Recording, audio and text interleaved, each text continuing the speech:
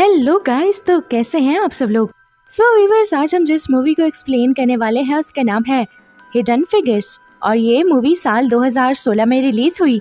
और आज हम जिस मूवी को एक्सप्लेन करने जा रहे हैं ये मूवी है रियली बायोग्राफिकल मूवी है। ये वो दौर था जब काले और गोरों के दरमियान बहुत ज्यादा फर्क किया जाता था। ये कहानी सन 1961 से शुरू की जाती है, जिस वक्त अमेरिका नासा के लोग काले लोगों को पसंद नहीं करते थे। और जब वर्ल्ड वॉर 2 खत्म हो चुकी थी और अब पूरी दुनिया इस मिशन में लग चुकी थी कि सबसे पहले स्पेस पर कौन जाएगा।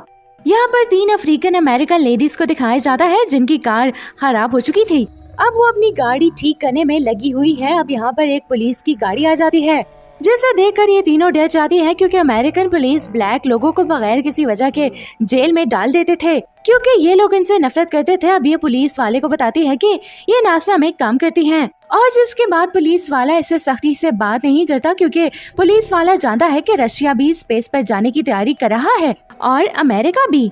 और इनमें से एक औरत का नाम कैथरीन जॉनसन था जो मैथमेटिक्स में काफी तेज होती है, और दूसरी का नाम मैरी होता है जो कि इंजीनियर बनना चाहती है, और तीसरी का नाम डॉरिटी होता है जो इनकी टेम्पररी सुपरवाइजर भी होती है।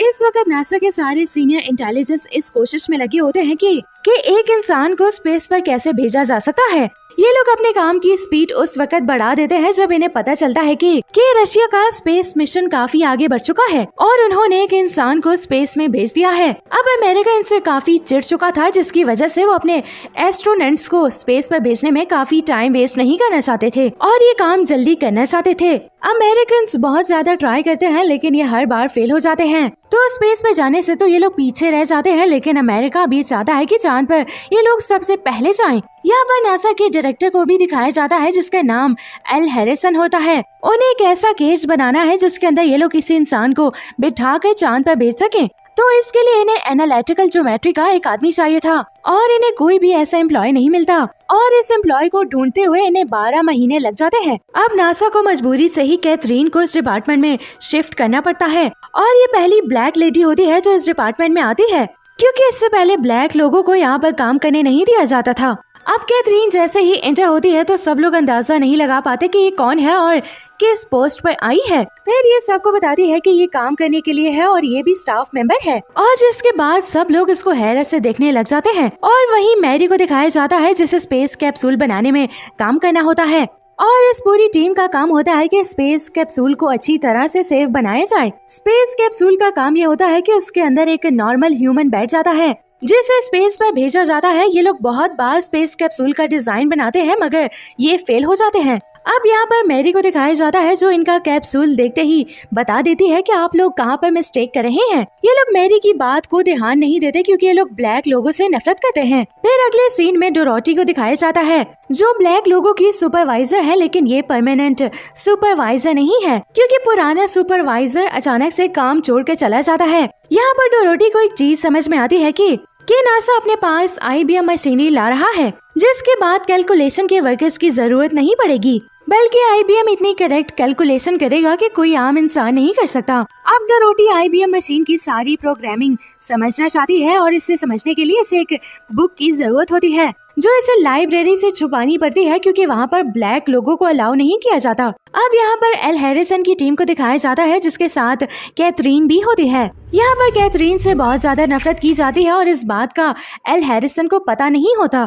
ये लोग उसे अपना वॉशरूम यूज नहीं करने देते। ये अपने काम में बहुत ज्यादा तेज होती है और किसी भी काम के डॉक्यूमेंट्स इसको कंप्लीट नहीं दिए जाते, लेकिन इसके बावजूद भी ये अपनी कैलकुलेशन कंप्लीट करती है कि ये सभी लोग हैरान रह जाते हैं और कहते हैं कि हमने तो तुम्हें मुकम्मल डॉक्यूमेंट्स भी नहीं दिए, उसके बाद भी तुमने ये सब कुछ कैसे किया। ये बताती है कि जितने भी डॉक्यूमेंट्स मेरे पास है उन्हीं से ही सारी कैलकुलेशन ठीक कर लेती हूँ। ये एल हैरिसन को बताती है कि जिस कैलकुलेशन पर आप लोग कैप्सूल बना रहे हैं वो गलत है और जिसकी वजह से कैप्सूल स्पेस पर नहीं जा सकता। ये बातें सुनकर हैरिसन को इस पर शक होता है कि कहीं ये रशिया की जासूस तो नहीं है, लेकिन उसे बताया जाता है कि ये रूसी नहीं है।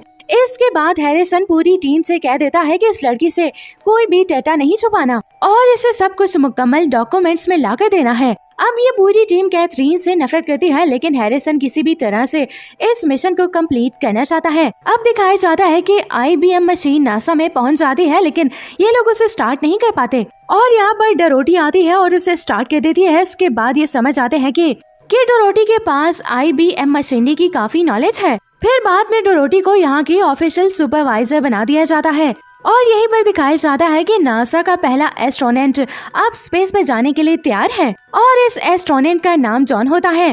कैथरीन उसे कहती है कि मैं उस मिशन पर अभी से काम करना चाहती हूँ और हैरिसन इसे अलाउ भी कर देता है। ये लोग अपने कैप्सूल को तो लॉन्च कर देते हैं, लेकिन इनके सामने जो सबसे बड़ा चैलेंज होता है वो ये है कि इस कैप्सूल को वापस कैसे लाएंगे। अब हैरिसन से कैथरीन कहती है कि मुझे भी ब्रीफिंग में जाना है। हालांकि आज तक ऐसा कभी नहीं हुआ कि कोई ब्लैक लेडी ब्रीफिंग में गई हो, लेकिन ये पहली लेडी होती है जो जाती है और इन्हें बोर्ड पर कैलकुलेशन बताती है, जिसे देखकर जॉन काफी इम्प्रेस हो जाता है।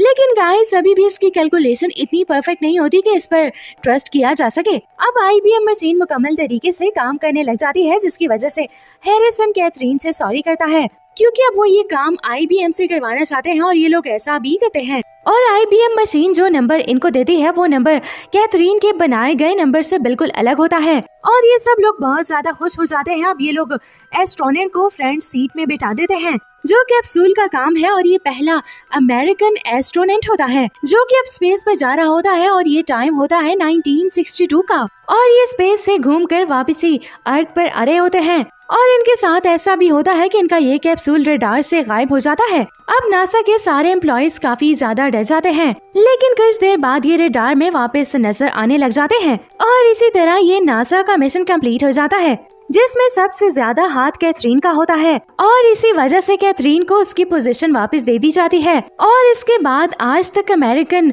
ब्लैक लोगों की बहुत कदर करते हैं और अभी भी कैथरीन जॉनसन के स्टैचू नासा के आसपास लगाए गए हैं और इसके बाद भी 1967 में भी कैथरीन को बहुत ज्यादा अवार्ड दिए गए। और गाइस फिर ये मूवी इसी के साथ दी एंड हो जाती है।